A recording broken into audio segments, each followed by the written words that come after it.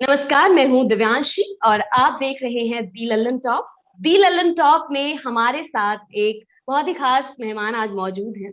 अ, अभी पिछले ही महीने गुल्लक सीजन 2 वेब सीरीज गुल्लक का सीजन 2 रिलीज हुआ है सोनी लिव पर।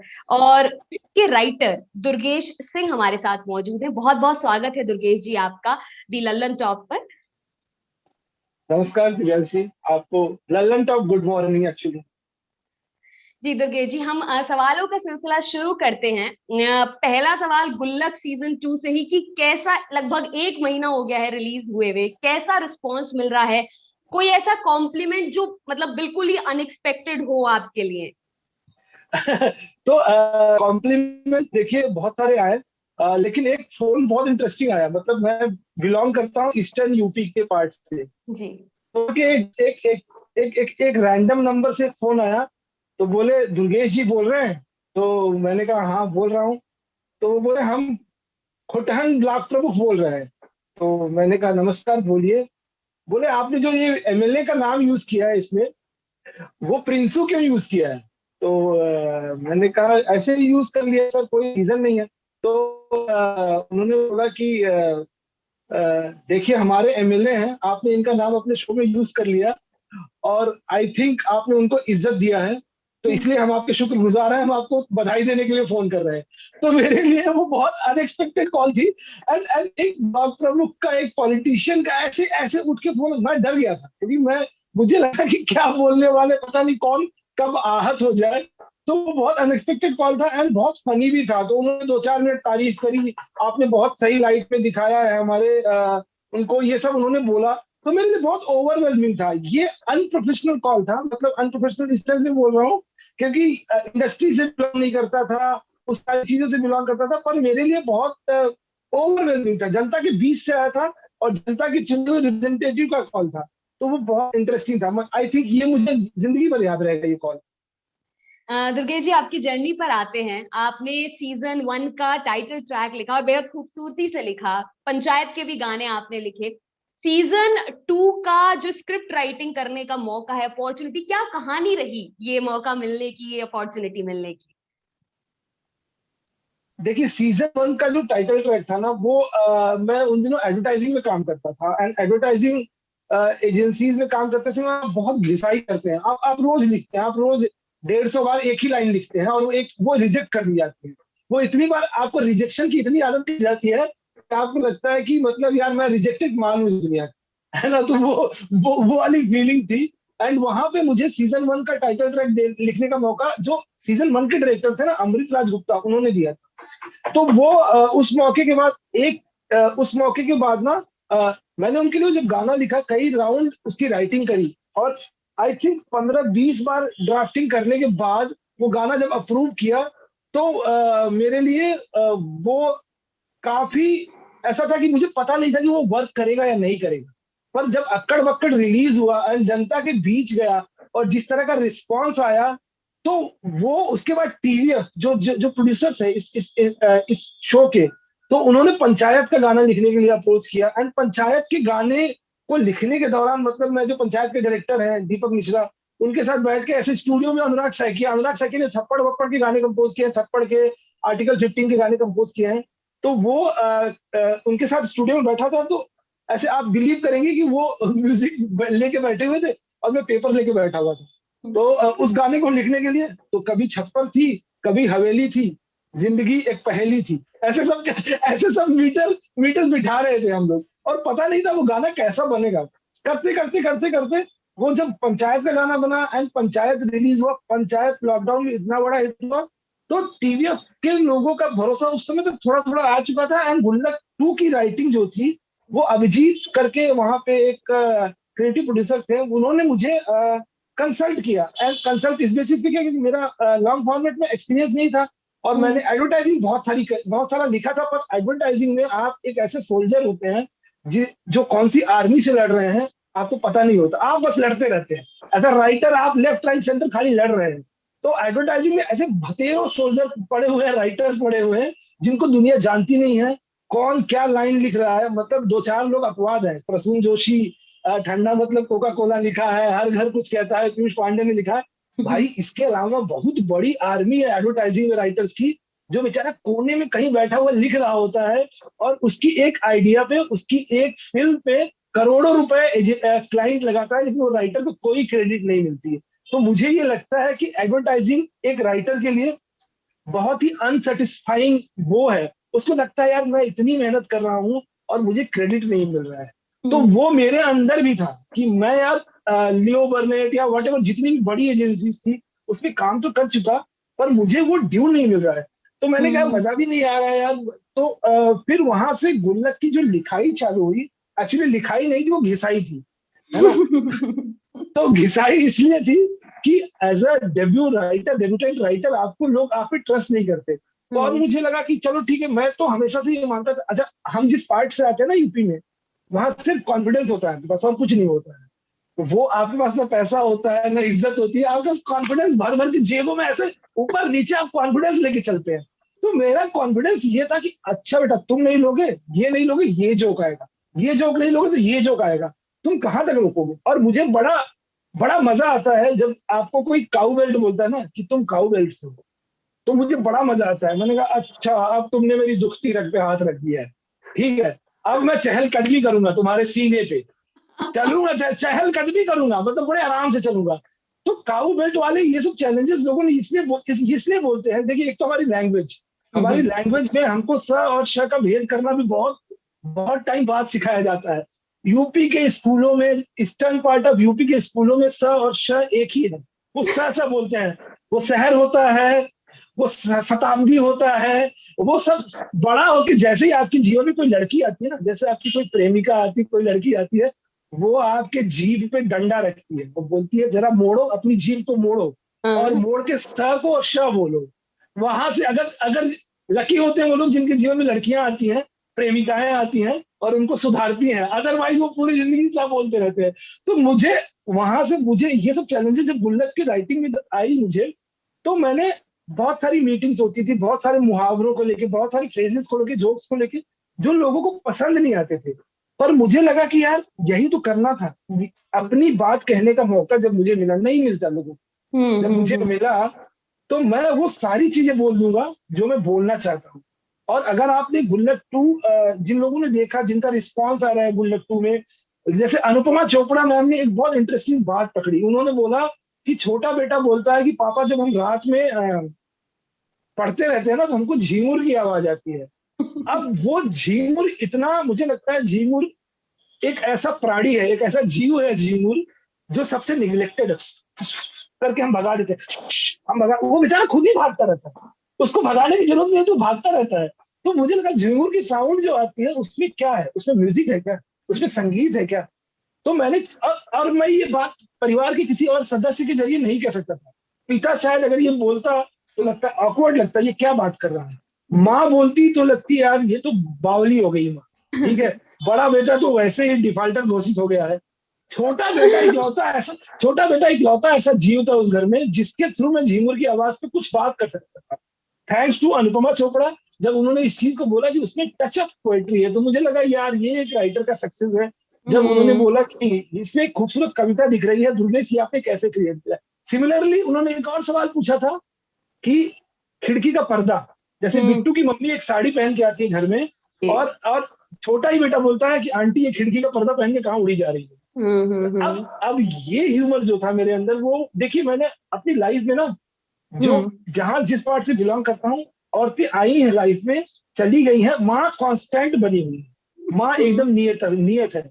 लेकिन माँ को उसकी जो जगह थी, जो रिस्पेक्टेड प्लेस था उनका, वो कभी नहीं मिला। मेरे चाचा ने, मेरे पापा ने, मेरे आसपास के जितने मर्द हैं, उन्होंने अपने आसपास की औरतों का सिर्फ मजाक उड़ाया है। वो चाहे जैसे उड़ाया, मतलब वो अगर वो तीज के दिन भी साड़ी पहन लेती थी, पूछती थी कैसी लग रही हूँ, तो बोलते हाँ ठीक लग रही हूँ। करवा चौथ के दिन भी साड़ी पहन लिया, दुनिया की सबसे खूबसूरत साड़ी पहन ली, तो बोलते थे अरे खिड़की का पर्दा लग रहा है। आपने खिड़की का पर्दा बोल के उनके कॉन्फिडेंस की धज्जियां उड़ा दी यार। वो अगले करवा चौथ तक दुखी रहेंगे। इस आपने मजाक बनाया, वो अगले करवा चौथ तक दुखी रहेंगी, लेकिन वो दुख बताएंगे नहीं। तो बचपन में मैं भी इसके मजे ले लेता था, अरे पापा हंस रहे हैं मैं भी हंसूंगा, हाँ बहुत बढ़िया। फिर जब मैं ओवर द ईयर्स मुझे रियलाइज हुआ ये बहुत गलत बात है।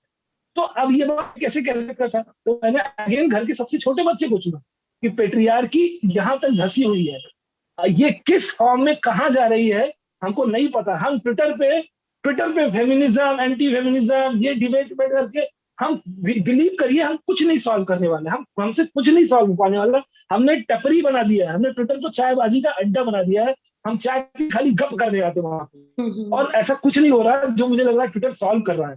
तो मुझे लगा कि यार मैं अगर इन सब डिटेल्स को पकड़ के और इस परिवार के जरिए कुछ बातें कह पाऊंगा, जैसे मिक्सी वाला अगर आपने एपिसोड देखा हो, जी देखा।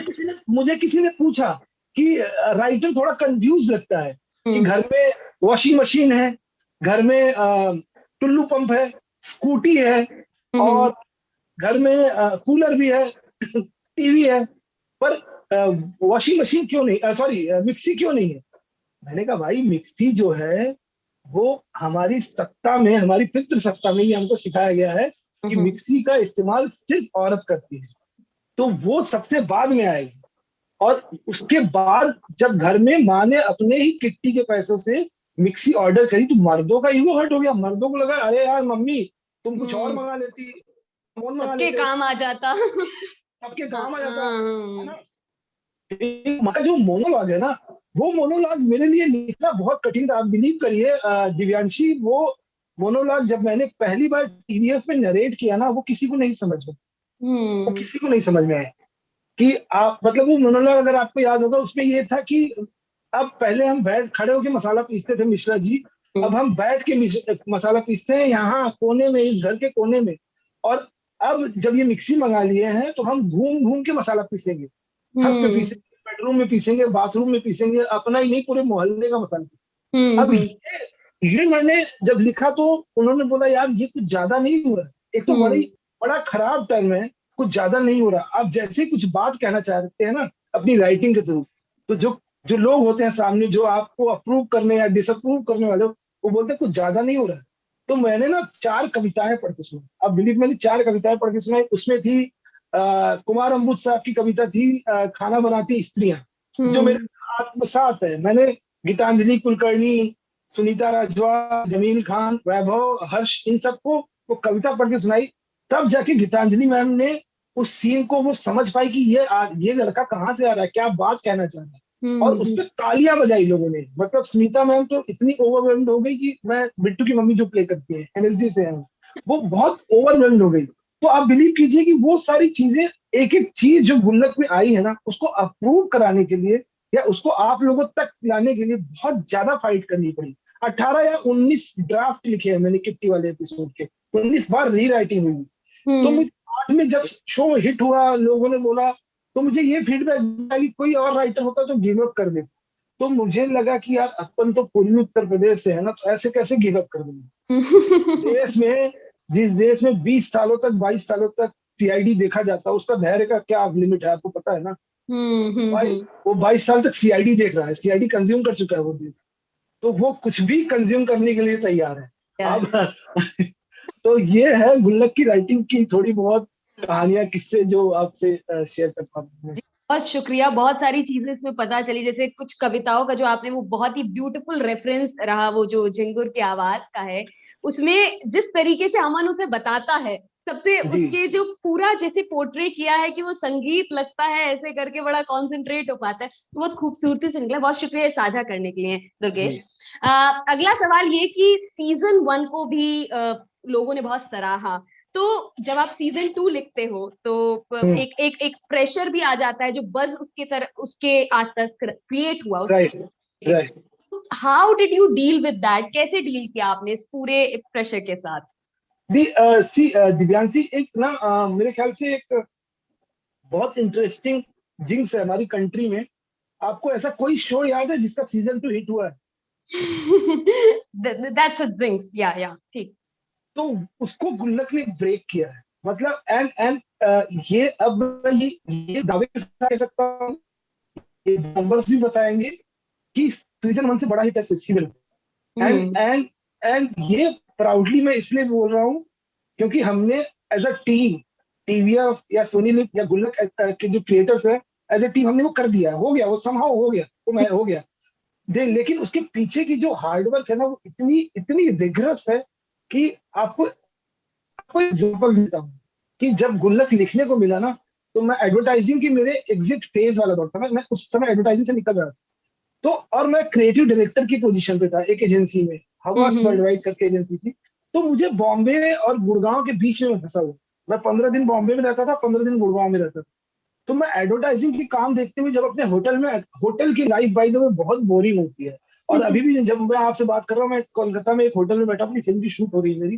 तो होटल की लाइफ, मैं जब शाम को लौटता था, तो वो रेड कारपेट जो बिछा होता है ना लॉबी में, वो ना स्टैनली क्यूब्रिक की फिल्म शाइनिंग वाला लगता है कि ये बच्चे साइकिल लेके आ जाएंगे अभी आपको डराने। तो हाँ।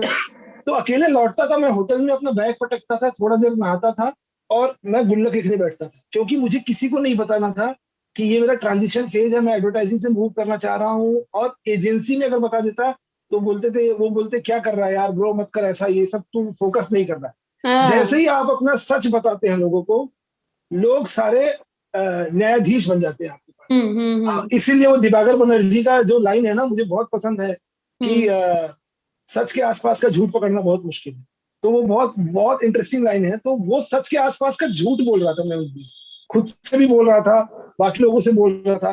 तो मैं गुड़गांव में मीटिंग करता, शाम को होटल लौटता, रात में गुल्लक लिखता। कई हम्म। बार तो ऐसा हुआ कि सुबह 9 बजे मीटिंग है, मैंने 2 बजे रात को फ्लाइट्स पकड़ी है दिल्ली से, और बॉम्बे गया हूँ। और बॉम्बे पहुंच के कुछ नहीं, उस समय कोरोना नहीं था तो इतना हम्म। डर, तो मैं वॉशरूम जाके मुंह मुंह धो के सीधा मीटिंग में गया हूँ। और उसके बाद मीटिंग अटेंड करी है मैंने, फ्लाइट पकड़ी है, मैं वापस दिल्ली गया हूँ। तो इस तरह की ये प्रोसेस थी, मुझे नहीं पता था वो कौन सी ट्रिप थी या जुनून था लाइफ में, पर वो मैं कर रहा था उन दिनों, और वो होता गया। और उसका रिस्पांस ये था कि टीवीएफ के लोगों को भी भरोसा आया मेरे ऊपर कि भाई ये कर सकता है। एंड देखिए, लोगों को लगता है ना कि मिडिल क्लास या लोअर मिडिल क्लास लोग आपको टैग कर देते हैं तुरंत, आपके लहजे से, आपके जी। पहनावे से। पर मैं हमेशा मानता हूं कि अगर आपने कुछ इंस्पिरेशनल चीज क्रिएट करी अपनी लाइफ में ना, वो क्लासलेस होती है।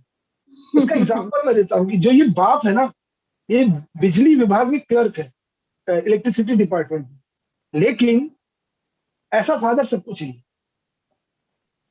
ऐसा फादर सबको इसलिए चाहिए कि बड़ा बेटा उसको बोल देता है, हमारा ये सामने वाला संतोष मिश्रा ईमानदारी की चरस फूक के बैठा है मम्मी, हम बता हम्म। दे रहे हैं, ये हमारा बाप मंदिर की सीढ़ियों में भीख मांग लेगा लेकिन सामने झुकेगा नहीं किसी। कौन अपने फादर के लिए बोल सकता है बताइए। पर हर किसी का एक कल्पना होती है कि यार हम्म। इतना इतना फ्रेंडली मैं अपने बाप के साथ हो सकता तो कितना मजा आता लाइफ में ना। तो मुझे लगता है कि जैसे ही आपने कुछ इंस्पिरेशनल चीज क्रिएट करी लाइफ में, उसका क्लास डिवाइड खत्म हो जाता है। और गुल्लक की ब्यूटी यही है कि गुल्लक दिल्ली में लोग देख रहे हैं, गुल्लक बैंगलोर में लोग देख रहे हैं। मैं अभी पिछले दिनों एक इंटरव्यू दे रहा था द हिंदू में, हम्म। वहां जर्नलिस्ट ने मुझसे एक सवाल पूछा, नॉर्थ इंडिया का शो है, मैंने कहा मुझे तो कनाडा या कोलकाता के बहुत सारे ऐसे ब्लॉगर्स के मैसेज आए हैं जिन्होंने बंगाली में रिव्यू किया है। अब मैं वो बंगाली पढ़ नहीं सकता। मुझे लगा कि लोगों ने रिलेट, अगर लोगों ने रिलेट कर लिया ना, तो कोई भी कंटेंट क्लासलेस हो जाता है, उसमें कोई हम्म। क्लास नहीं रहता। तो वो गुल्लक की वही प्रोसेस थी। एंड देखिए, लिखते लिखते लिखते इवॉल्व भी हो गया। मुझे लगा कि मैंने स्टार्ट जब किया था उसके बाद 1 साल लगे पूरी राइटिंग में, और वो 1 साल को 1.5 साल कर दिया कोरोना ने। कोरोना हम्म। हर चीज को हमारी लाइफ में थोड़ा बढ़ा चुका है। तो और उस प्रोसेस में जब हम करते करते इवॉल्व हो गए, तो 5वां एपिसोड जब हम कर रहे थे, वो कब उसकी लेंथ इतनी बड़ी हो गई हमको पता ही नहीं चला। एंड कई बार क्या हुआ ना कि जैसे बहुत मेरे आपके एज अ राइटर बहुत पर्सनल जोक्स होते हैं, पर्सनल हम्म। फेवरेट्स होते हैं, जिनको काटना ना बहुत तकलीफ दे होता। आपको बोला अरे यार क्यों काट रहे हो, यार क्यों काट रहे हो, मत काटो। और वो जब कटता है ना, तो ऐसा लगता है दिल पे छुरियां गिरती है। तो वो मैं एज अ राइटर इस प्रोसेस में लर्न किया कि अच्छा इस बार काट रहे हो, चलो मैं बचा के रख, मैं कहीं और सीजन 3 में यूज करूंगा या कहीं और यूज करूंगा।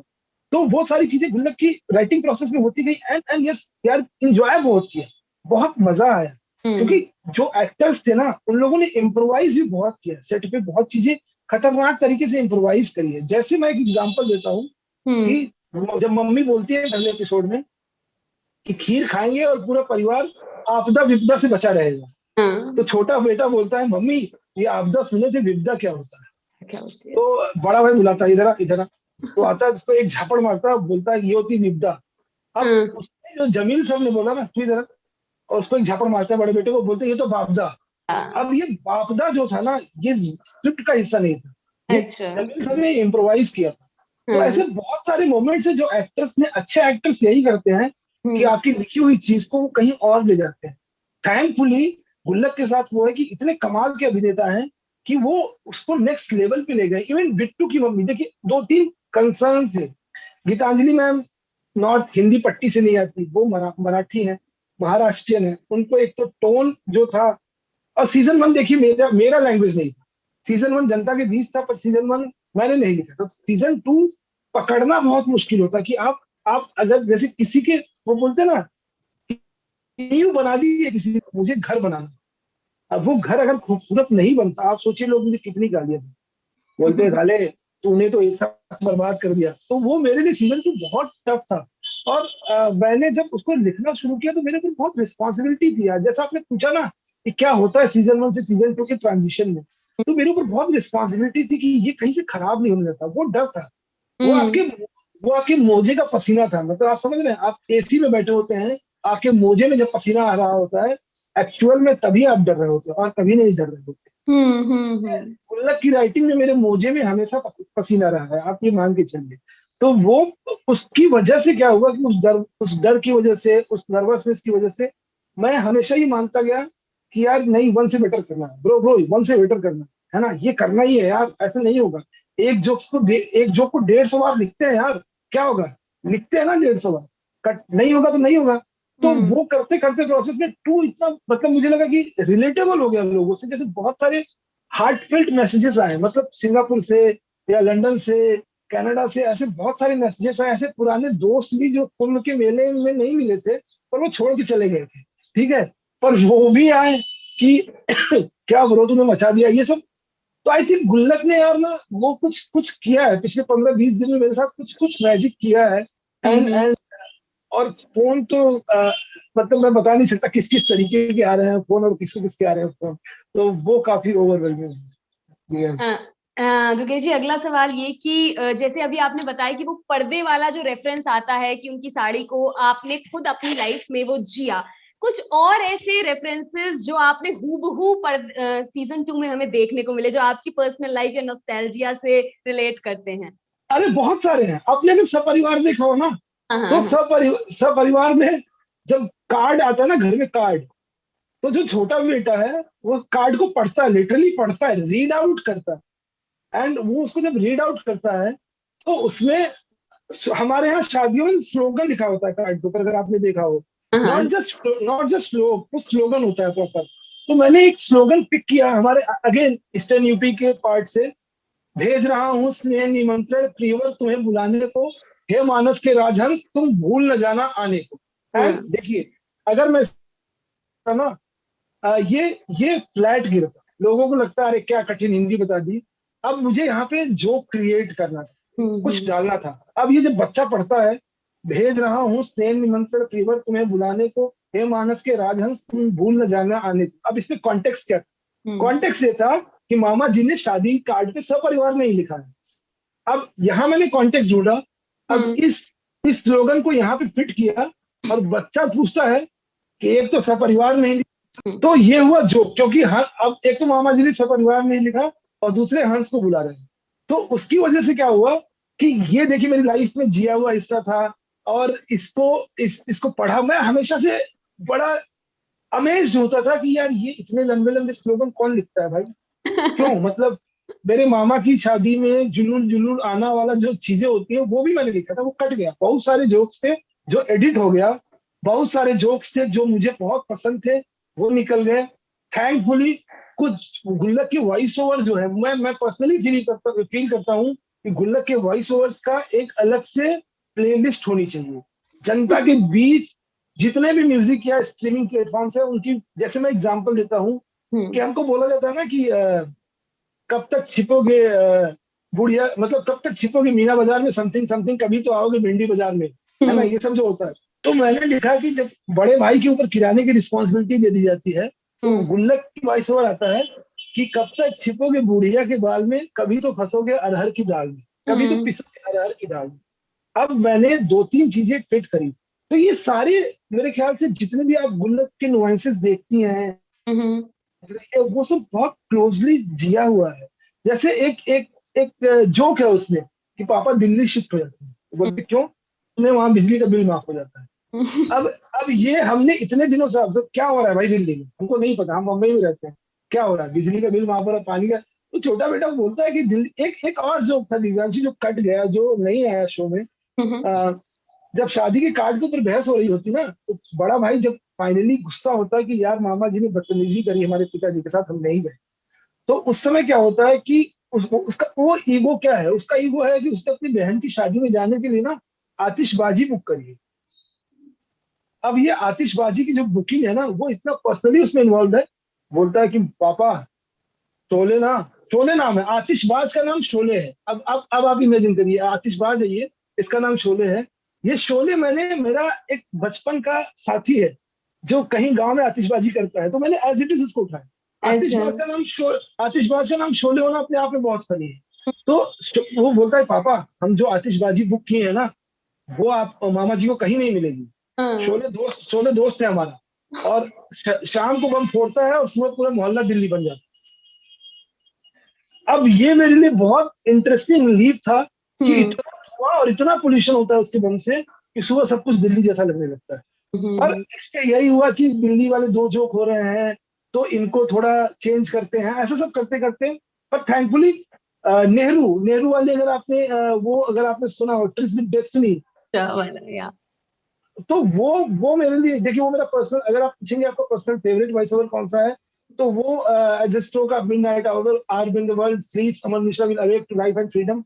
ये जो था ना, ये मेरे हम्म लिए बहुत, क्योंकि ये गुल्लक के वर्ल्ड में नए टाइप का एक्सपेरिमेंट है वॉइस ओवर। मैं सीजन 3 अभी स्टार्ट कर रहा हूँ राइटिंग, पर हम्म मैं उसमें भी, मतलब मैं एकदम क्लियर हूँ कि मैं उसमें बहुत सारे एक्सपेरिमेंट्स करने वाला हूँ, और बहुत सारी चीजों को, क्योंकि जो रिव्यूज आए हैं ना, उसमें लोगों ने, ऑफकोर्स जैसे राजा सेन का जो रिव्यू है ना, मास्टर क्लास इन मॉडेस्टी उन्होंने बोला है, उसके बाद उन्होंने कुछ चीजें पॉइंट आउट करी है कि कुछ कॉम्प्लेक्स चीजों को भी आई थिंक ये शो टैकल करे, और मैं डेफिनेटली चाहता हूँ, वो बहुत इंटरेस्टिंग फीडबैक है, और मैं उसको डेफिनेटली चाहता हूँ कि मैं उसको टैकल करूँ या एड्रेस करूँ। कैसे करूंगा मुझे नहीं पता है, आई थिंक थोड़ा टाइम लगेगा, पर मैं उसको टैकल जरूर करूंगा दिव्यांशी। एंड एंड एंड हमारा मिडिल क्लास या क्लासलेस दुनिया की खूबसूरती यही है ना, कि अगर जैसे मैं बहुत सिंपल यार, कि एक औरत के आने से क्या इक्वेशन बिगड़ता है यार घर के अंदर, हम्म है ना, एक औरत के आने से क्या इक्वेशन बिगड़ता है, ये अभी हमने बताया नहीं, ये हम शायद बताएंगे, या बहुत बहुत सारी ऐसी चीजें जो हम बताएंगे, जो आगे आपको देखने को मिलेंगी।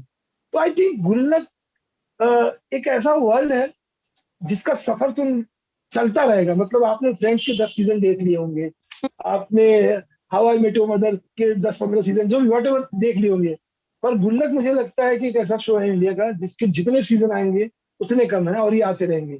किस्से खत्म नहीं होते, वो वही होता है कि जो जो वो वॉइस ओवर चलता रहता है, किस्से और कहानी पे बड़ा फोकस उस चीज में किया गया है, तो वो बड़ा बेहतरीन है उस तरह एंड से। एंड एंड ऑल्सो मुझे लगता है दिव्यांशी की, देखिए प्रॉब्लम्स नहीं खत्म होगी ना लाइफ की। वही। अगर लाइफ है तो प्रॉब्लम है, प्रॉब्लम लाइफ है, प्रॉब्लम है तो गुल्लक। हम्म तो ये जी तो ये तो चलता रहेगा। एंड एंड एंड एक और बात मैं ऐड करना चाहूंगा, जी। पलाश जिन्होंने डायरेक्ट किया है ये शो, हम्म उनसे बहुत सारी, क्योंकि पलाश और मेरा बहुत पहला एसोसिएशन था ये, और उनसे सेट के राइटिंग की प्रोसेस में बहुत सारी वो होती थी। मतलब आप जब क्रिएटिवली अलाइन होने के लिए ना, आपको बहुत सारा ईगो अपना साइड में रखना पड़ता है, हम्म आपको एक शो को देखना पड़ता है, आपको अपने अपने थॉट प्रोसेस को नहीं देखना पड़ता। एंड हम्म मुझे लगता है कि इसमें देखिए, अभिजीत जो शो के क्रिएटिव प्रोड्यूसर है ना, उन्होंने ही मुझे ये लिखने के लिए हायर किया था। तो बीच में अभिजीत खड़े हो जाते थे और हमारी लड़ाइयाँ होती थी बहुत बार, बहुत सारे जोक्स को लेके, पॉलिटिकल जोक्स को लेके बहुत लड़ाइयाँ होती थी यार। कितना पॉलिटिकल जाना है ना, ये पता नहीं था। और ये कंट्री का जो सिनेरियो है, मुझे लगता है कि अभी इसमें आपको बहुत स्मार्ट राइटिंग करनी पड़ेगी। आप हम्म स्लोगन बोल के नहीं निकल सकते। और अब मैं वही प्रैक्टिस कर रहा हूँ या मैं उसी को प्रैक्टिस में लाना चाहूंगा कि कितनी स्मार्ट तरीके से आपने बात कह दी, और लोगों को, कुछ लोगों को समझ में आया, कुछ लोगों को नहीं समझ में आया, पर it is fine I think. और स्लोगन नहीं लगाना है, नारा नहीं बोलना है यार। मैं एकदम क्लियर हूँ कि नारा नहीं बोलना है। एंड देखिए, पॉलिटिक्स हर चीज में है ना। पॉलिटिक्स हम्म। का मतलब ये थोड़ी यार रिलेशनशिप की पॉलिटिक्स, हमने जो घर के अंदर बताया वो भी तो पॉलिटिक्स है। बड़ा बेटा बाप को कन्विंस कर रहा है सुविधा शुल्क लेने के लिए। अब देखिए, सुविधा शुल्क जो वर्ड है, वो सुविधा शुल्क, हमने मतलब आपने पूछा ना कि कहाँ से आया था ये सब चीजें। मैं आरटीओ फॉर्म भर के गया था इलाहाबाद में बनवाने, आरटीओ ऑफिस में। तो वहां पे बाहर एजेंट खड़ा था, उन्होंने बोला कि अरे सुविधा शुल्क दे दीजिए कुछ। तो मैंने कहा सुविधा शुल्क? बोला 250 रुपए फीस। हम्म। मैंने कहा भाई, इन्होंने तो सुविधा शुल्क के नाम पे लीगल कर दिया यार, सब कुछ लीगलाइज कर दिया। और जब मैं सुविधा शुल्क लेके लौटा, थैंकफुली इसके ऊपर बात हुई कि सुविधा शुल्क होता क्या है। करप्शन का इतना मॉडेस्ट टर्म, इतना मॉडेस्ट वर्जन, कन्वीनियंस फी, यस। कन्वीनियंस भी मतलब। और वो बोलता भी है कि आप वो करते हैं, टिकट बुक कराते हैं और वो टिकट देते हैं, किसी का कुछ नुकसान नहीं होता, आप भी पैसा देते हैं, वो पैसा लेते हैं। और एक चतुर्वेदी अंकल को देखिए, वो स्विफ्ट हम्म। डिजायर से चल रहे हैं और हम सिर्फ डिजायर से चल रहे हैं, है ना। तो वो या। सुविधा शुल्क को यहाँ से रिलेट किया और यहाँ पे डाला, तो ये सारी चीजें लाइफ से आती गई है। एंड मेरे को लग रहा है कि जितना रिलेटेबल कंटेंट रहेगा ना दिव्यांशी, मुझे लगता है कि उतना लोगों तक जाएगा। लोग अपनी लाइफ एक्चुअली देखना चाहते हैं यार, लोग अपनी लाइफ देखना चाहते हैं। हम्म। मुझे बहुत सारी औरतों की, महिलाओं के मैसेजेस आए कि थैंक यू दुर्गेश, इतना अ, अच्छा और इतनी अच्छी तरीके से हमारी कहानी बताने के लिए। और हम्म। जैसे कल एक मैसेज आया कि कोई एक बहुत सीनियर अंकल है, उन्होंने बोला कि जुग जुग जी, बस दैट्स इट। तो ये सब चीजें यार, मुझे लगता है कि इतना, मैं ये देखिए जो टैग किया था ना कि clean comedy, neat comedy, believe नहीं करता। मैं हम्म। इसमें बिलीव करता हूँ कि आप रिलेट कितना, क्या दिव्यांशी रिलेट कर पा रही, क्या लल्लन टॉप रिलेट कर पा रहा है इस शो से, तो मेरे लिए वर्क करेगा। तो मैं शायद आगे भी इसी तरीके काम करना चाहूंगा। और लोगों के लिए मुझे लगता है कि अब लोगों की लाइफ में आपको उतरना पड़ेगा यार, वो माइक्रोस्कोप लेके। हम्म। ओ अच्छा, हाँ ये चल रहा है। आपको चोरी करनी पड़ेगी। राइटर बेसिकली चोरी होता है, वो चोरी करता है दोस्तों से, रिश्तेदारों से, गर्लफ्रेंड से, वाइफ से, प्रेमिकाओं से, वो सब जगह से चोरी कर रहा होता है। और वो चोरी का माल जो है, बड़े ही कॉन्फिडेंस के साथ बेच रहा होता है। वो एकदम कन्विंस, जो जितना कन्विंसिंग तरीके से चोरी का माल बेच देगा, हम्म। वो मुझे लगता है उतना ही बड़ा राइटर होगा। और यही यही बिलीव है मेरा एक्चुअली। दुर्गेश जी, बात नोटिस किया जब मैंने देखा ये कि जो अन्नू है वो बड़ी बढ़िया स्टोरी टेलर है। वो बीच में आ जाता है और सुनीता राजबिट्टू की मम्मी के बारे में बताना, और बिल्कुल तसल्ली से बताता है, बिल्कुल चार। और एक और चीज की अमन के बारे में एक एक इंस्टेंस आता है, शायद चौथे चौथे एपिसोड में है, जब बिट्टू की मम्मी और इन अन्नू की मम्मी बात कर रहे होते तो अमन बड़े ध्यान से पढ़ाई के बीच में सुन रहा होता है। और ऐसा बहुत बहुत बार हुआ है कि हमने खुद नोटिस किया अपने बचपन में, क्योंकि मैं खुद यूपी से बिलोंग करती हूँ, कि बच्चों को बड़ा राइट राइट। इंटरेस्ट आता है इस तरह की जो महिलाएं गॉसिप करती हैं उसको सुनने में। तो बड़ा रिलेटेबल पार्ट लगा वहां पे। तो वो देखिए, बहुत बोरिंग जिंदगी है। मतलब मैं आपको बताऊं दिव्यांशी, आप नोएडा में या दिल्ली में लाइफ को जिस तरीके से जी रही होंगी, I am hmm. Sure UP के उन पार्ट्स में जहां से आप हैं, वहां तो ऐसी जिंदगी नहीं रही होगी। हम्म। डेफिनेटली। देखिए, मैं बोर्डम को मैं एड्रेस करना चाहता था, बोर्डम को मैं एक्सप्लेन करना चाहता था। तो ये जो औरत गन्ना लेके, अचार लेके, खाली डब्बा लेके, 500 रुपए का नोट लेके ये चली आती है, ये बोर्ड औरत है, ये ऊब हम्म। चुकी औरत है। वो जो गॉसिपिंग या पीठ पीछे की बात हो रही है, वो बोर हुई औरत की कहानी, जिसका पति, जिसका घर उसको समझ नहीं पा रहा है। आपको वो गॉसिप के पीछे की साइकोलॉजी समझनी पड़ेगी। जैसे आपको किट्टी के समझना, पीछे की हाँ हमने सुना। हाँ, जैसे किट्टी, मैं किट्टी इसलिए बोलना चाहता था हम्म। कि भाई क्यों हंस देते हो यार किट्टी सुन के, क्यों हंसना है किट्टी सुन के, साइकोलॉजी। क्या क्या बुरा है इस शब्द में। हम्म। 22 साल की लड़की तो किट्टी पार्टी नहीं करती, 23 साल की लड़की तो किट्टी पार्टी नहीं करती, 35-38 की उम्र में जाके जब औरतें किट्टी स्टार्ट करती हैं, तो कुछ तो होगा ना उनके मन में, क्या चल रहा है उनके मन में। हम्म। आप बेसिकली, मैंने वो एड्रेस जो किया, जो कन्या वर्मा ने रेडिट में बहुत राइटली नोटिस किया था कि इंतजार की उम्र पूरी होने के बाद इंसान खुद को प्यार करने लगता है। एंड यही मेरा थॉट था उस एपिसोड में। इन औरतों ने आपका इंतजार किया बहुत सालों तक, महीनों तक, दिनों तक और सदियों तक इंतजार करने के बाद ये औरतें अब अपनी दुनिया में जा रही हैं जहां पे ये खुशी ढूंढेगी। तो भाई इसके लिए चाहे किसी की सिट्टी गुम हो या पिट्टी, पर किट्टी तो चलती रहेगी जिंदगी के साथ भी और जिंदगी के बाद भी। ये ऐसे ही उन्होंने कहा था। जब जब पूरे पुरुष जो थे घर के खाना बना रहे थे और सारी महिलाएं बहुत हंस रही थी किट्टी पार्टी में, तो अन्नू कहता है अपने पिताजी से कि ये किट्टी इतनी मजेदार होती है क्या, जब कुछ इस तरीके का। एग्जैक्टली कि पापा यार इतना मजा आता है क्या किट्टी में? हाँ हाँ तो बोलता है यार, पापा बोलता है, हाँ बेटा हमको भी लग रहा है। एंड वहीं पे हमने कैमरा स्लो डाउन किया है, वहीं पे वो औरतें गिफ्ट एक्सचेंज करती हुई दिखाई जा रही हैं। तो उस लाफ्टर के बीच में उन औरतों का, और वहीं पे वॉइस ओवर चलता है कि आप तो इनको अपना मसीहा समझ बैठे थे, इन्होंने दिनों तक, सालों तक, महीनों तक आपका इंतजार किया, पर इंतजार की उम्र पूरी होने के बाद इंसान खुद को प्यार करने, ये भी चलता है। एंड हमने एक और चीज एड्रेस करी है, अगर आपने ध्यान से देखा होगा कि फादर बोलता है यार बेटा किचन का जो काम कर रहे हैं ना मर्द, किचन का काम करते करते जब उनको ये लगता है कि बहुत मुश्किल है, नहीं बन रहा है खाना, तो तो बाप बोलता है यार इससे अच्छा तो नौकरी है, कम से कम पैसे तो मिलते हैं। से तो मिलते हैं। ये सवाल मेरा अगला ही था इससे रिलेटेड जी। ये इतनी थैंकलेस जॉब है, इतनी थैंकलेस, बीइंग ए हाउसवाइफ ये दुनिया का सबसे थैंकलेस काम है। और मुझे लगता है कि आप घर बनाती हैं, घर सजाती हैं, इसमें प्राउड फील करने की कोई जरूरत नहीं है ना। ये आपकी रिस्पॉन्सिबिलिटी नहीं है भाई। सॉरी, मैं उन औरतों के लिए बहुत रिस्पेक्टफुली बात कहना चाहता हूं कि आपकी जिम्मेदारी नहीं है, ये जिम्मेदारी सबकी है।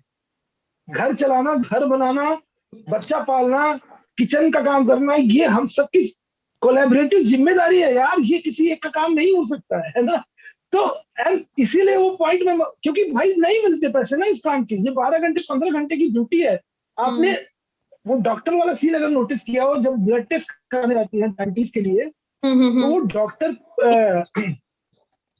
तो बिट्टू की मम्मी बोलती है देख रही है सिंदूर भी इतना अंदर बड़ा तक लगाइए, खुद नहीं करती होगी, सिंदूर लगाने वाली मशीन रखी होगी और खाना बनाने वाली मशीन। तो इन औरतों को पता है, पर वो अब देखिए दो तीन चीजें कितनी इंटरेस्टिंग इसलिए है, और कितनी सबसे ज्यादा बार इसलिए लिखा भी गया है कि वो दो तीन चीजों को डील कर रहा है as a screenplay writer, as a script writer में। जब दो तीन चीजों को आपको साथ में एड्रेस करना, वो थोड़ी टफ प्रोसेस होती है, वो लीनियर नहीं, वो लीनियर राइटिंग नहीं।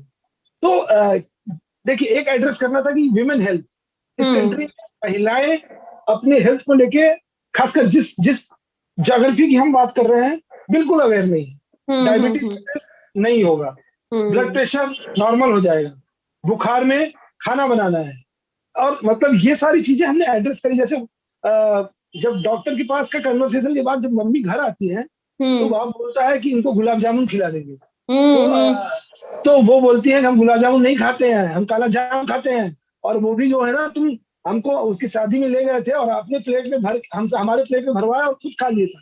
तो मम्मी का वहां भी आउटबर्स्ट है। उसके बाद मम्मी जब नाराज होकर ऊपर छत पे चली जाती है और फादर चाय बना के लेके जाते हैं, तो बात सोचिए, इतने इंसेंसिटिव है ना हमारे अंदर, पितृसत्ता इतनी कूट कूट के भरी हुई है, हमको अंदाजा नहीं है वो कहाँ कहाँ पे है।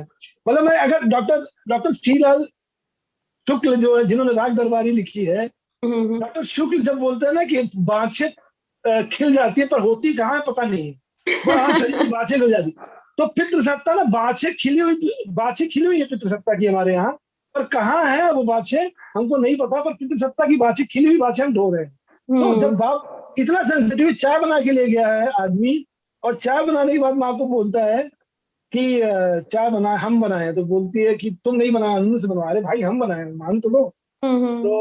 तो बोलते कैंसिल कर दो किट्टी। तो बोलती है तुम हो, अगर हम बीमार होते और तुम्हारे दोस्त आ रहे होते, हाँ तुम कैंसिल करते। पिछली बार 10 लोगों का खाना बनाए थे सर पे पट्टी बांध के बुखार में। अब भाई इतना इतना ज्यादा इंसेंसिटिविटी है। वो आदमी जो है वो बोलता है कि अरे हाँ वो शुक्ला बोला था कि भाभी उस दिन जीत पिक्चर की सनी देओल लग रही थी। अब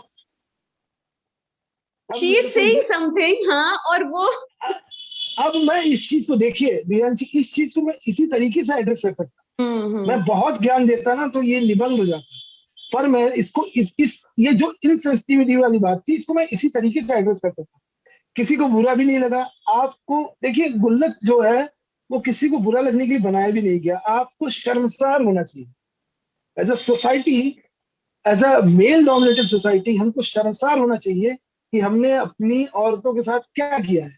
और गुल्लक वहीं पे मुझे लगता है कि गुल्लक वहीं कहीं ऑपरेट कर रहा है। हम आगे भी वहीं कहीं ऑपरेट करेंगे। हो सकता है हम दूसरी प्रॉब्लम्स लेके आए, जरूरी नहीं है कि विमेन साइड से लेके आए। हम और सारी प्रॉब्लम्स, हम रिलेशनशिप की प्रॉब्लम लेके आए, लेकिन हमको ऑपरेट आपके आसपास ही करना है, लोगों के आसपास ही करना है। तो और रही बात अन्नू की, जो आप पूछा था आपने कि अन्नू किस्सागो है, वो फटाक से कैच कर लेता है। अरे आपको नहीं पता, आपको नहीं पता, आपको नहीं पता। अब वो आपको नहीं पता लिखना बहुत टफ है। अगर आप सोचेंगे, एक एक फ्लो में 10 लाइन लिखनी होती है। अरे वो उनका, क्या आपको नहीं पता क्या हुआ था? अरे बिट्टू निकला तेज गेंदबाज, रावलपिंडी एक्सप्रेस की रफ्तार से छत पे लेके भाग गया कटिया, और कटिया फेंक 2 नंबर जा गिरी 3 नंबर पे, पापा धुआं उठा, जल गया ट्रांसफार्मर। अगले दिन लाइनमैन लेके आ गया रजिस्टर, और रजिस्टर देख के उसके ऊपर चिल्लाने लगी, चढ़ गई पापा उसके हाथ में, काटते गुम्मा निकल गया, गुम्मा टीला बन गया वाला टीला। अब वो जब बोलती हैं, वो देखिए एज एन एक्टर भी ये बोलना बहुत मुश्किल है, पर वो जो अन्नू बोलता है, इसमें बहुत रिहर्सल सब, बहुत टेक्स लगे थे। और इस तरह की कि आपने देखा होगा 4, आपको नहीं पता पूरे शो में 4 हैं। एक मेरा लाइफ का एक्सपीरियंस था जो मैंने डाला था। ओके।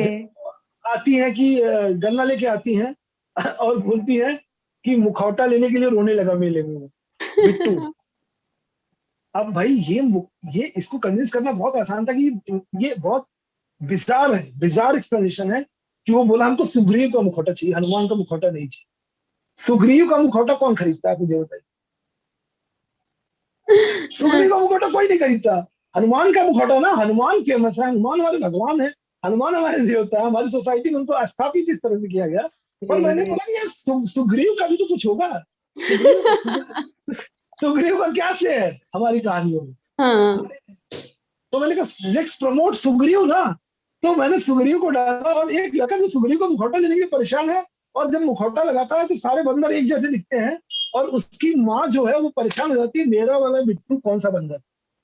अब वो ढूंढते ढूंढते जब वो रोने लगती है, गिर जाती है, तो समिति वाले उठा के ले जाते हैं ठेले पे, और मन से अनाउंस करती है वो कि क्रीम रोल खाना है तो आ जाओ बिट्टू, तुम्हारी मम्मी मंच में बैठे बैठे अकेले अकेले क्रीम रोल सूत रही है।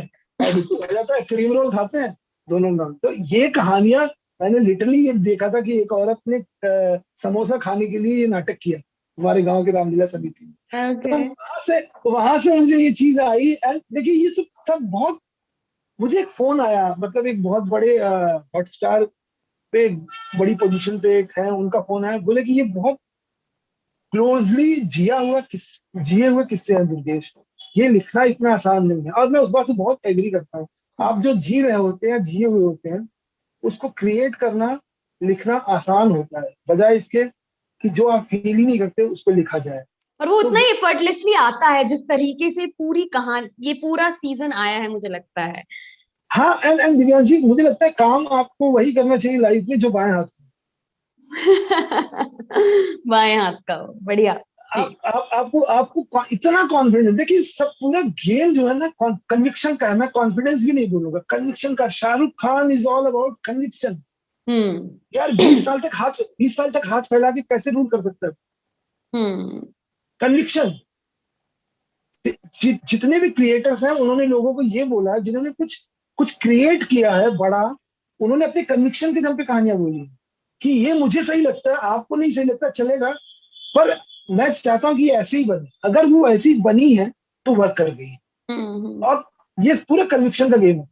देखिए बहुत लोग, बहुत एक जैसी जर्नी सबकी नहीं होती है, पर आपको बिलीवेबिलिटी क्रिएट करनी पड़ती है सिनेमा पे या कैनवस पे, और वही करना चाहिए मेरे ख्याल से। और वो तब जब आप ज्यादा अच्छे से तब कर पाएंगे जब आपने जिया हुआ होगा, अदरवाइज मुश्किल होगी थोड़ी। अगला सवाल दुर्गेश जी यही था कि एक एक इंस्टेंस आता है जब वो पोस्टर खिड़की पे चिपका रहे होते हैं बाहर, तो वो अन्नू की मम्मी कहती हैं कि लड़कों को पढ़ाने की ज्यादा जरूरत है हमारे समाज में। ऐसे कई तरह की इस तरह के कई सारे सटल मैसेजेस पूरे सीजन में हमें सुनने को मिले। तो क्या आपको लगता है कि इस तरह के मैसेजेस से स्त्री विमर्श का जो पूरा, स्त्री सुरक्षा का जो पूरा विमर्श होता है, उसको क्या राह मिलेगी? और क्या इन इंस्टेंसेस को, इन रेफरेंसेस को डालने, मतलब मेकर्स की डिमांड थी, या आपने, आपका खुद का आया, ये कैसे हुआ? इसकी स्टोरी जानना चाहते मुझे ये मेकर्स की साइड से नहीं आया था। एज हैं। अ राइटर, ये मेरा मुझे ये बात कहनी थी। और एंड लकीली गुल्लक वो शो है जहाँ पे ह्यूमर के थ्रू आप बहुत सारी, देखिए ह्यूमर का पर्पस यही होता है ना कि हम्म। बहुत सारी चीजें बोल, हमने परसाई को पढ़ा, हमने शरद जोशी को पढ़ा, हमने ज्ञान चतुर्वेदी को पढ़ा, हमने पीजी वुडहाउस को पढ़ा। हमने जब इन लोगों को पढ़ा तो हमको लगा कि बहुत सारी बातें आप ऐसी कह सकते हैं जिससे लोगों तक बात भी पहुंच जाए। देखिए लड़कों को पढ़ाने की ज्यादा जरूरत है इस देश में, ये सच है, ये बहुत सच है हम्म। यार। क्यों, मुझे एक चीज बताइए, बोर्ड के रिजल्ट्स आते हैं, 10वीं के, 12वीं के, पिछले 10 सालों से तो मैं यही पैटर्न देख रहा हूँ ना कि लड़कियां टॉप कर जाती यस। हैं। अगर अगर मैं फैक्ट्स पे जाऊं, अगर मैं डेटा पे जाऊं, हम्म। मैंने अपने आसपास अपनी लाइफ में, अपनी जर्नी में लड़कियों को टॉप करते हुए देखा है। और तो मुझे लगा कि अब, अच्छा इसलिए नहीं बोल रहा कि वो टॉप कर जाती है, एक बहुत बड़ा तबका है जो लड़कियों को पढ़ाने से अभी भी उनकी पढ़ाई को लेकर उसके अंदर झिझक है। पर यार आप देखिए, लड़के क्या करते हैं, हम एज अ मेल, हम जज करते हैं ना, बहुत फटाक से चीजों को जज कर लेते हैं। हम हमको लगता है कि अच्छा ये ऐसे जा रही तो ऐसा होगा, ऐसे जा रही तो ऐसा होगा, ऐसा होगा, ऐसा होगा, ऐसा। पर मुझे लगा यार ये बात, एक पेंटर जो है, एक पेंटर है जो खिड़कियां पेंट करता है, जो पोस्टर चिपकाता है, और जो जो दिहाड़ी मजदूरी कर रहा है, अगर मैं उसके थ्रू कहूंगा ये बात, तो शायद डीप डाउन कहीं आपको, again I am coming back to that point, कि आपको बुरा लगाना हमारा मकसद नहीं है, आपको बुरा लगना हमारा मकसद नहीं है, आपको शर्म आनी चाहिए, आपको हम्म। शर्म आनी चाहिए।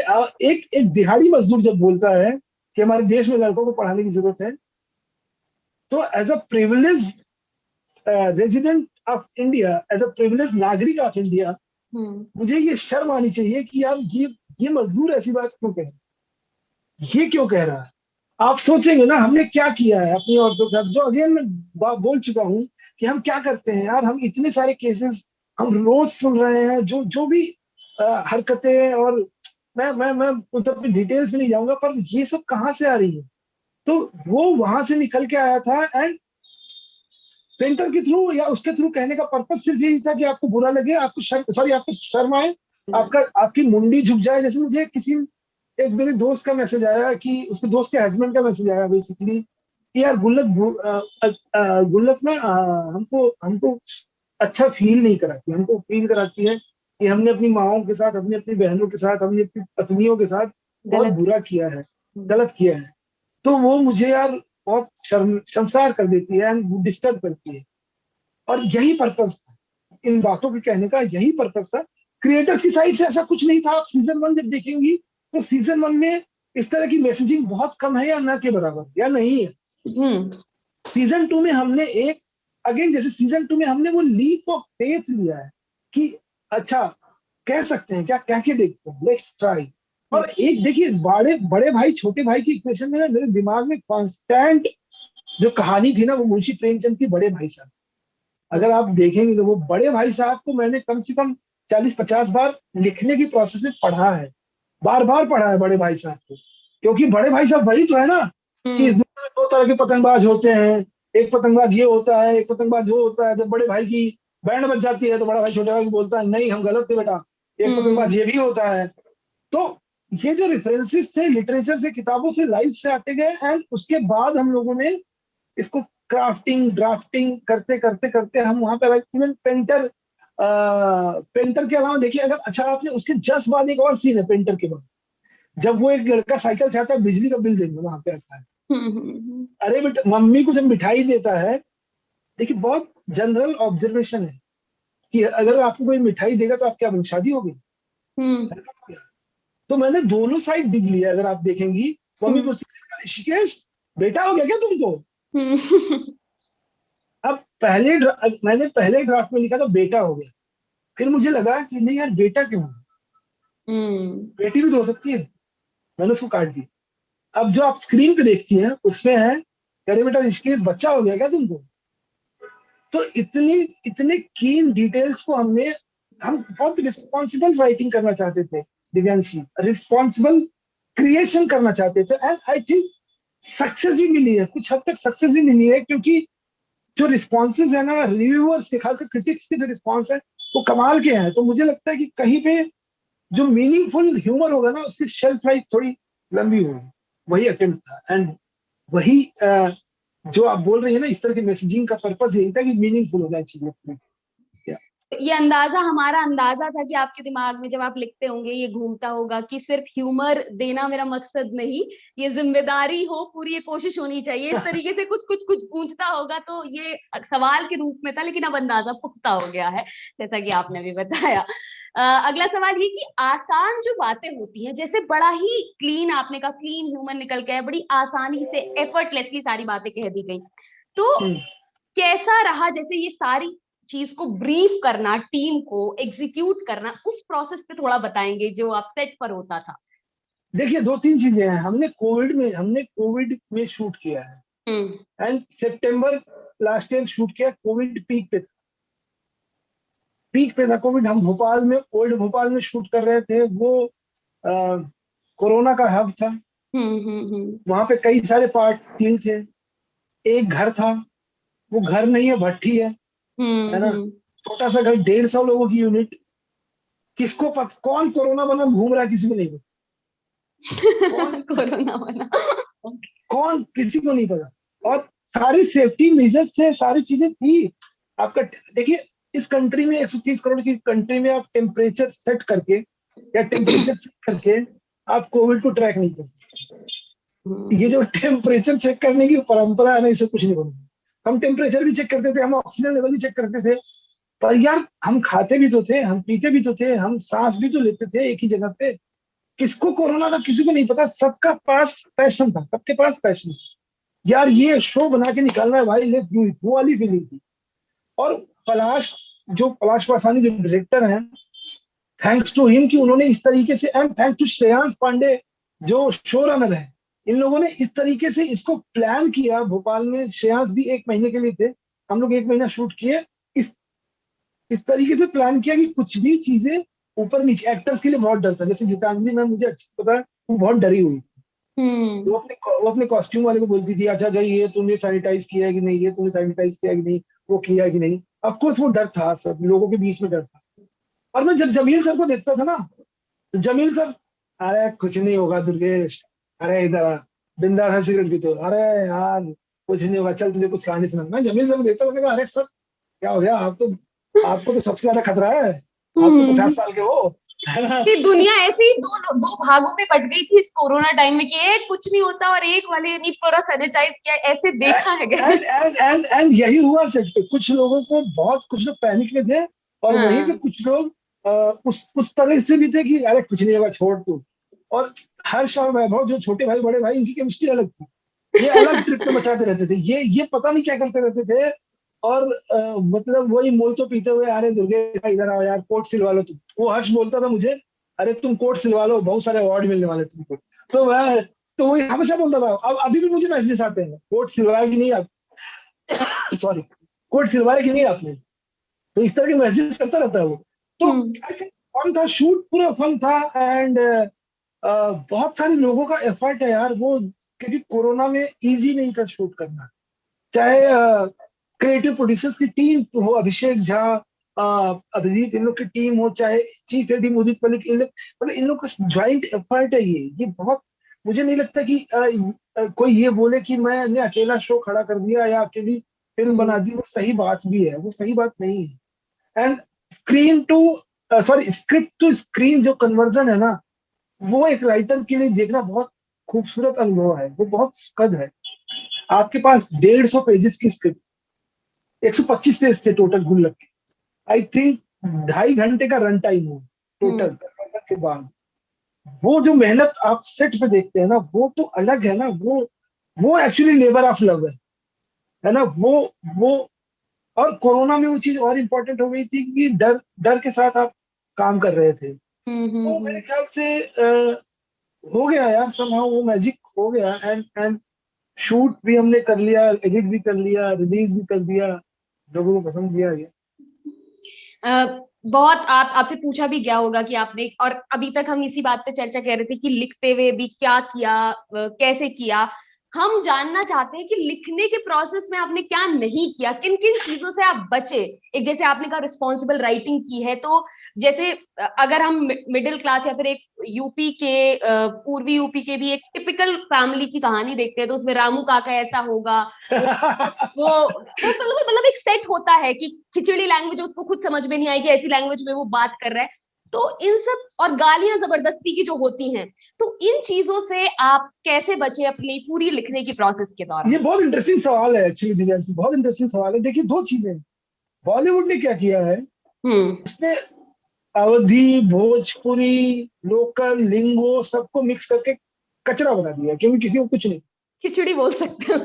हाँ, किसी को कुछ नहीं पता है, जो स्टूडियो में बैठे हैं उनको नहीं पता यूपी में किस तरीके से बात। आप ऑपरेट ही नहीं करते। देखिए, यूपी जाना ये मतलब नहीं होता कि आपने छत्रपति शिवाजी इंटरनेशनल एयरपोर्ट से फ्लाई किया, आप बाबतपुर में बनारस में लाल बहादुर शास्त्री एयरपोर्ट पे उतरे, आपकी कार खड़ी है, आप उसके बाद ब्लू रेडिसन ब्लू में चले गए, या आप क्लार्क में चले गए बनारस में, आपने रेकी कर लिया, आप बॉम्बे वापस आ गए। ये बनारस को देखना, यूपी को देखना नहीं है भाई साहब, प्लीज प्लीज। ये लोग, वो लोग ये कहना बंद करें कि हम बनारस गए थे 10 दिन घूम के। नहीं, आप बनारस नहीं घूम, आपको नहीं पता बनारस कैसे बदल रहा है, आपको नहीं पता इलाहाबाद कैसे बदल रहा है, आपको नहीं पता कि ईस्टर्न यूपी के 32 लोकसभा सीट कैसे बदल रही है, किस तरीके से बदल रही है, आपको नहीं पता।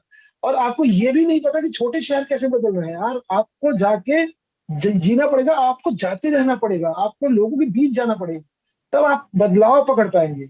मेरा प्रॉब्लम जो ये था कि यार एक तरीके से बोल के आप कैसे, जैसे रामू काका वाला एग्जाम्पल आपने बहुत करेक्ट बोला, नहीं है रामू काका, कहाँ मिले मुझे? कोई रामू काका नहीं मिला अपनी लाइफ में। मुझे कोई रामू काका नहीं, मुझे मुन्नी लाल मिला, मुझे चुन्नी लाल मिला, मुझे छेदी लाल मिले, रामू काका नहीं मिले मुझे कभी। और वो छेदी लाल ऐसे नहीं, गमछा, लाल रंग का गमछा लेके साहब क्या खाएंगे, वो नहीं आते। वो वो ऐसे बात करते हैं, का वो खैबा, वो इस तरीके से बात करते हैं। एंड देखिए, 4-5 लाइन में कभी, देखिए, जो जिनकी लाइफ में बहुत ट्रेजेडी होती है ना, और देखिए इस टाइम, देखिए क्या पार्ट में मैं लोअर मिडिल क्लास की बात कर रहा हूँ कि गरीबी स्ट्रगल इतना देख चुके होते हैं कि वो जब आप सवाल उनसे पूछते हैं ना, वो 4-5 लाइन में आप जो आपको वो वर्ड में जवाब। आपने कभी किसानों को नोटिस किया है? जो किसान होते हैं वो आपके सवालों का जवाब एक शब्द में देते हैं। इसलिए एक शब्द की इतना बड़ा में उनके फसल की गारंटी नहीं है, उनके फ्यूचर की गारंटी नहीं है, उनका कोई जीवन बीमा नहीं है, उनका कोई बचत खाता नहीं है। तो जब आप उनसे पूछते हैं एज ए पत्रकार जाके कि चाचा ओला गिर गया क्या, क्या फसल पूरी खराब हो गई? बोलेगा हाँ। अच्छा चाचा, कब से बारिश हो रही है? पूछे कब से बारिश हो रही है? तो बोला परसों से। तो फिर एक देखिए, दुख जो है ना वो एक शब्द के साथ आता है, दुख कभी लंबे चौड़े भाषणों के साथ नहीं आता। तो हिंदी सिनेमा ने जो उत्तर प्रदेश या बिहार का जो दुख है उसको डायलॉग बाजी में कन्वर्ट कर दिया है। और वो डायलॉग बाजी इतनी खराब है, वो मुझे ब्रेक करना है, वो मैं एफर्ट लेके ब्रेक करूंगा। पता नहीं कितना सक्सेस मिलेगी, पर वो ब्रेक जरूर करूंगा मैं। देखिए, तो वही चीज करनी है। एंड आपका सवाल बहुत वैलिड था कि जैसे मुझे लगता है कि जो टाइप कास्ट करने वाली चीज होती है ना, जो टाइप कास्ट करते हैं लोग, वो टाइप कास्ट से बचना होगा, और आपको लोगों को समझना होगा कहाँ पे किस तरह की बात होगी। वो अगेन मैं बोल रहा हूँ उसी कन्विक्शन के साथ आपको स्टूडियो हेड्स, जो स्टूडियो में चाहे नेटफ्लिक्स हो, चाहे प्राइम हो, चाहे जो भी हो, वहां पे जो हेड पोजीशन पे जो लोग बैठे हो, उनको आपको बताना होगा कि भाई ये नहीं होता जो आप कह रहे हैं। कुंभलंगी नाइट्स एक फिल्म है, कुंभलंगी नाइट्स मलयालम सिनेमा की बड़ी बेहतरीन फिल्म है कुंभलंगी। कुंभलंगी नाइट्स में अगर मैं वो मेन्यू चेंज कर दूं, वो डायलॉग्स चेंज कर दूं, उस घर में दरवाजा तक नहीं है यार। जिस घर की कहानी, उस घर में दरवाजा तक नहीं है। ये अपने आप में बहुत कुछ बता देता है कि चार भाइयों की कहानी है जिनको लाइफ से कोई फर्क नहीं पड़ता। लाइफ इनके ऊपर दुखों का पहाड़ है, इनको पता नहीं हमारी माँ कौन है, हमारा बाप कौन है, कौन क्या है। रिलेशनशिप इतना कॉम्प्लेक्स है, पर अपने घर में दरवाजा तक नहीं रखा उन्होंने। और तो अब जब कुंभलंगी नाइट्स की ब्यूटी यही है कि वो जैसी है उसको वैसा ही बता दिया। मलयालम सिनेमा ये काम बहुत खूबसूरती से, उनकी सारी कहानियों में, जैसे जैसे मैं वेटरी मारन सर का बहुत बड़ा फैन हूँ। मुझे नहीं लगता कि कास्ट की पॉलिटिक्स पे मेन स्ट्रीम काम जो होता है उसमें असुरन से बड़ी बात कोई इस तरीके से कह के निकल गया है, जिस तरह से वेटरी मारन ने धनुष को लेके असुरन बनाई थी। तो देखिए, जिस तरह की कहानियां जमीन की लड़ाई के ऊपर कास्ट को उन्होंने कनेक्ट किया, जिस तरह की कहानियां होंगी आपको उसी तरीके से वो भाषा रख के बात करनी पड़ेगी। अदरवाइज लोग यार बहुत स्मार्ट है, ऑडियंस को आप डम समझना बंद करना पड़ेगा। ऑडियंस को ये समझना बंद करना पड़ेगा कि यार इनको हम बताएंगे मजा आएगा, ये समझ लेंगे। नहीं, वो नहीं होने वाला। एंड वो गुल्लक ने थैंकफुली वो चीज गुल्लक ने प्रूव करी है। एंड मैं बहुत शुक्रगुजार हूँ लोगों का कि लोगों को वो लैंग्वेज पसंद आई, लोगों को जोक्स पसंद आए, लोगों को फ्रेजेस पसंद आए, लोगों को मुहावरे पसंद आए। एंड और अब तो बहुत बड़ा चैलेंज है यार, उसको और नेक्स्ट लेवल पे पुश करना है उस चीज को, कि सो दैट लोग ये ना बोले कि अरे तूने तो एक ही बार लिखा था तो हो गया। तो सीजन 3 फिर कब आ रहा है? क्या क्या हम उम्मीद लगाए, कब तक आने की? यार सीजन 3 शूट तो इसी साल होगा। जी। एंड तो आई थिंक अगले साल की जनवरी फरवरी तक आपको देखने को मिल जाएगा। राइटिंग उसकी शुरू हो चुकी है। ओके। एंड हम अभी उसके बीट्स पे ही जैम कर रहे हैं श्रेयांश के साथ, जो शो रनर है।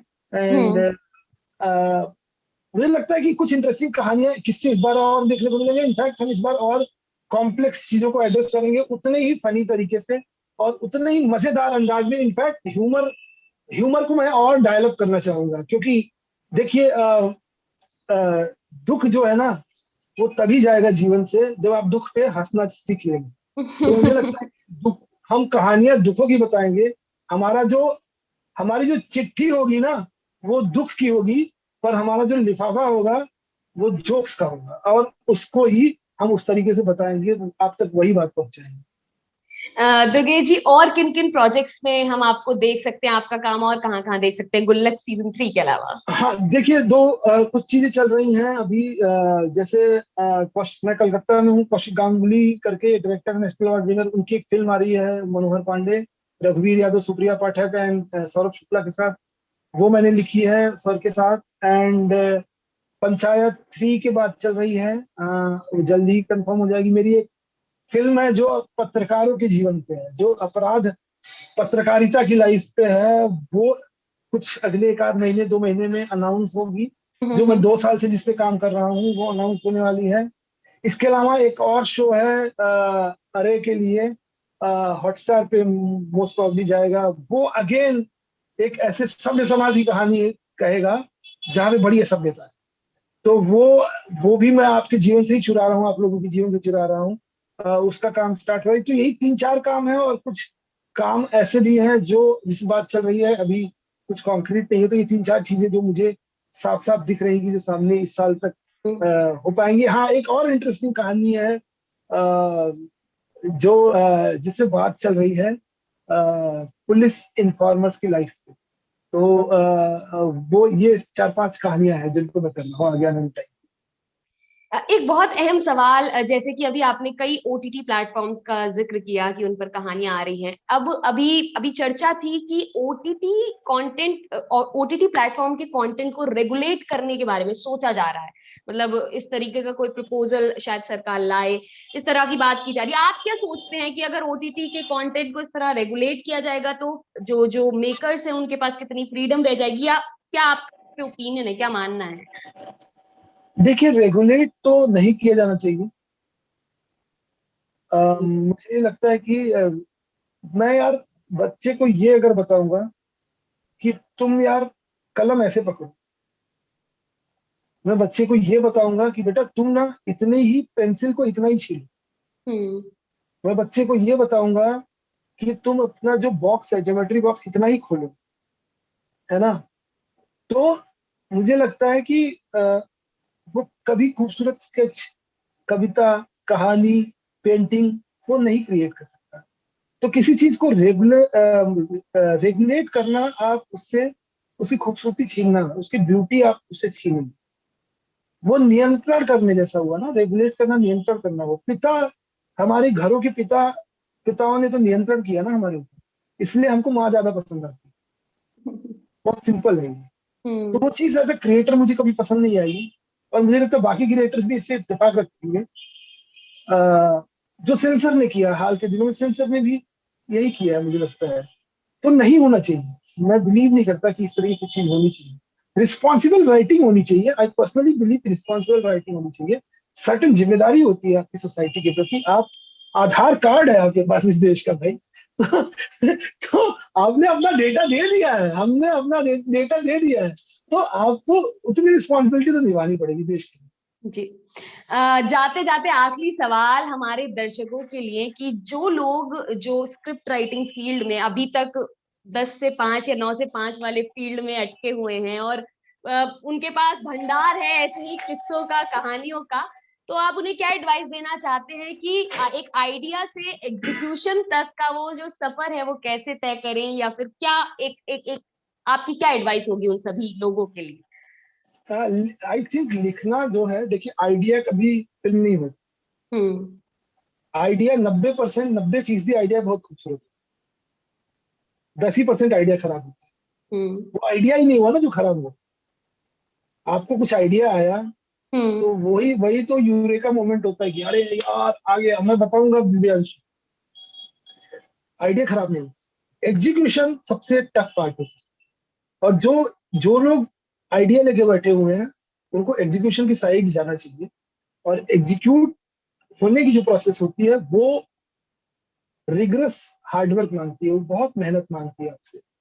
आप आप राइटिंग इज लोनली जॉब।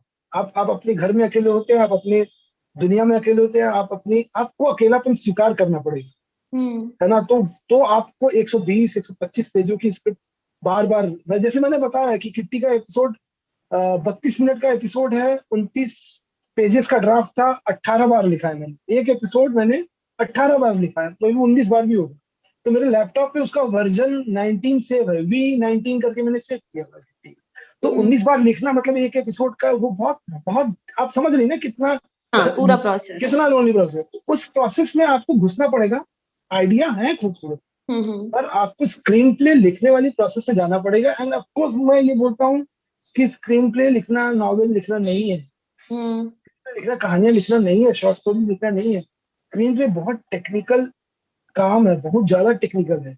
और आपको वो टेक्निकलिटीज, ऐसा नहीं है यार, हम जैसे इलेक्ट्रीशियन होता है, जैसे प्लम्बर होता है, जैसे और टेक्निकल जॉब्स होती हैं, इंजीनियर होता है, मुझे लगता है स्क्रीन प्ले लिखना वही है। आपको चीजें पता होती है, कोई दुनिया का ऐसा अजूबा काम नहीं है स्क्रीन प्ले लिखना, कोई हम्म। अजूबा काम नहीं है। टेक्निकल जॉब है, आप करते करते सीख जाएंगे, पर उसके लिए आपको करना पड़ेगा, लगातार करना पड़ेगा, आइडियाज लेके बैठे रहना, एंड उस तरीके से वो करना। मेरे ख्याल से उसमें फिर बातें होंगी और फिर होगा नहीं। तो जो लोग करना चाहते हैं उनको घुस जाना चाहिए। एंड मैं फिर से इस बात को रिपीट करता हूँ, फाइनली सारा खेल जो है वो कन्विक्शन का है, आउट एंड आउट कन्विक्शन का है। आप अपने आइडिया को लेके एकदम पागल हैं, तो वो आइडिया बन जाए, कोई रोक नहीं सकता उस आइडिया को, कोई नहीं रोक पाएगा, और उसको बस आपको लिखना है, दैट्स इट। बहुत बहुत शुक्रिया दुर्गेश जी। मैं अपने दर्शकों से बताना चाहूंगी कि अभी जो हम लास्ट में बात कर रहे थे, इतने सारे एफर्ट्स डाल के एफर्टलेसली एक ऐसी कहानी निकल कर आई है जो गुल्लक सीजन 2 में आपने 5 एपिसोड्स में डिवाइड करके देखी है। तो बहुत खूबसूरत किस्से हैं। बहुत बहुत शुक्रिया दुर्गेश जी कि आप लल्लन टॉप पर आए और हमारे साथ इतनी सारी बातें साझा की, इतने इतने इंटरेस्टिंग किस्से साझा किए। और दर्शकों से ये भी कहना चाहूंगी कि सोनी लिव पर आग गुल्लक का जो सीजन 2 है वो देख सकते हैं, वो लाइव है वहां पर। और दुर्गेश जी, आप कुछ हमारे दर्शकों से जाते जाते और कहना चाहेंगे गुल्लक सीजन 2 के बारे में? मैं बस इतना कहना चाहूंगा ललन टॉप के माध्यम से। देखिए मैं ना फेसबुक पे बहुत दिनों से ना पूर्वी उत्तर प्रदेश के लड़कों के लिए कुछ कुछ लिखता रहता हूँ, कि पूर्वी उत्तर प्रदेश के उन लड़कों के लिए, पूर्वी उत्तर प्रदेश के उन लड़कों के लिए। तो मैं, मेरा जो, मेरे दिल में जो बसता है वो पूर्वी उत्तर प्रदेश का हिस्सा है। तो मैं बेसिकली ललन टॉप को पूर्वी उत्तर प्रदेश, मतलब ललन टॉप को पूर्वी उत्तर प्रदेश ही मानता हूँ मैं, मेरे मेरे हिसाब से। और मैं वही कहना चाहता हूँ कि यार आप मजे लीजिए, दुनिया का सबसे अच्छी किताबों को पढ़िए, अच्छा सिनेमा देखिए, बहुत अच्छे से प्यार करिए दुनिया में। यार नफरत वफरत की कोई स्टेज नहीं होनी चाहिए यार। आप हम सब मजे लेने आए दुनिया में और लेते हैं मजे ना, और फिर चलेंगे अपने अपने रास्ते, क्या दिक्कत है। एंड गुल्लक देखिए, गुल्लक तो हम बनाते रहेंगे। गुल्लक आपकी कहानी है, और गुल्लक हम सबके घरों की कहानी, सबके मोहल्लों की कहानी है, कॉलेज स्कूल लाइफ की कहानी है, और वो बनाते रहेंगे। एंड आप प्लीज, हम कोशिश करेंगे कि हम आपके जीवन के आसपास ही कहीं घूमे, हम आपकी टेरिटरी में ऑपरेट करें। हम आपके घर के बाहर ही जो एजेंट बन के बैठे रहेंगे कि आपके घरों में क्या चल रहा है, हमको पता तो चल रहा है कि नहीं चल रहा है। तो हम वो कहानियां आपके घरों में कान लगा के सुनेंगे, और आपकी लाइफ आपको ही दिखा देंगे। बहुत बहुत शुक्रिया दुर्गेश जी, बहुत थैंक अच्छा यू लगा आपसे दिव्यांशी, बात करें। Thank you so much. Thank you Divyanshi, thank you.